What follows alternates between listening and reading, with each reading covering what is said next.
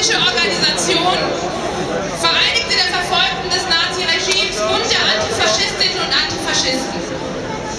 Und Max wird gebeten, zum Lautiwagen zu kommen, bitte.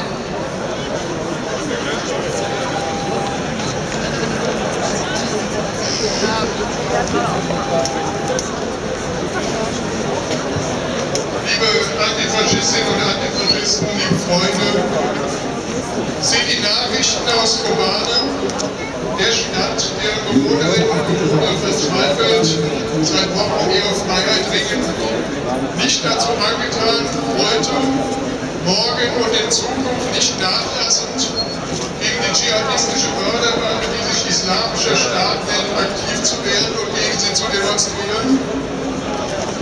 Sind die Schlechte von kurdischen, jesidischen, schiitischen und christlichen Menschen, von Tausenden, die sich ihren mittelalterlichen Vorstellungen nicht unterwerfen wollen,